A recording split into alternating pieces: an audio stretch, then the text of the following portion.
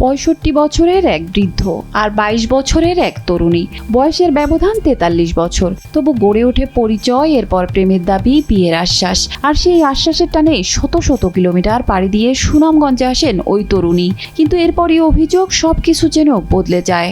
এখন বিচারের দাবিতে অভিযুক্তের বাড়িতেই অনশনে বসেছেন 2 সন্তানের জননী। আসার পরে হে আমারে নিয়ে আবার যে নদীর ঘাট আছে না, ওই জায়গার মধ্যে রাইখা লুকাইছে। ঘটনাটি সুনামগঞ্জের দোয়ারা বাজার উপজেলার বগলা ইউনিয়নের ধর্মপুর গ্রামের। অভিযোগ উঠেছে একই গ্রামের 65 বছর বয়সী আব্দুর রাজ্জাক ওরফে রেজুর বিরুদ্ধে। ভুক্তভোগী 22 বছর বয়সী সুমাইয়া আক্তারের দাবি, ঢাকার একটি কাঁচামালের আড়তে কাজের সূত্রে তাদের পরিচয় হয়। পরে বিয়ের আশ্বাস দিয়ে তাকে দোয়ারা বাজারে নিয়ে আসেন অভিযুক্ত। তার সাথে আমার পরিচয়, আব্দুল রাজ্জাকের সাথে পরিচয় আমার মাওনা চৌরাস্তার মধ্যে। তারপরে আমার ফোনে কথাবার্তা কইতে কইতে তার সাথে সম্পর্ক হয়। তারপরে হে আমারে নিয়ে আইছে, নিয়ে আইয়া ফিরে সুনামগঞ্জ বোর্ডিং এ আসছিল 2 দিন থাকার পরে আমারে ফিরাবার আছে না বাড়ির মধ্যে রাখা আছে। আমার পরিবার থেকে কেউ মাইনে নেয় না, আমি ফিরাবার চলে আইছি।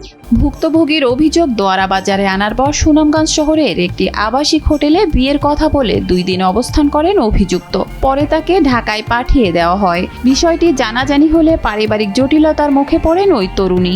পরে অভিযুক্ত ব্যক্তি আবারও দোয়ারা বাজারে আসতে বললে নিজের 2 শিশু সন্তানকে রেখে তিনি সেখানে যান। তবে এলাকায় পৌঁছানোর পর থেকেই অভিযুক্তের মোবাইল ফোন বন্ধ পাওয়া যায়। এরপর থেকেই তাকে আর খুঁজে পাওয়া যাচ্ছে না। অভিযুক্তকে না পেয়ে বর্তমানে তার বাড়িতেই অবস্থান ও অনশন করছেন সুমাইয়া আক্তার। তার দাবি, ঘটনা সুষ্ঠু তদন্ত করে ন্যায় বিচার নিশ্চিত করতে হবে। এখন আমার জীবন নষ্ট করছে, আমাকে সবকিছু সমাধান করে দিব, আমি এটাই চাই। তার বউ বাচ্চা আছে, আগে সে ভাইবা চিন্তা করলো না। এর তো পরিবার সবাই মিলে তো আমার কোর্ট ম্যারেজ করবার জন্য দিয়ে বেড়াইছিল, এর পরিবার সহকারে।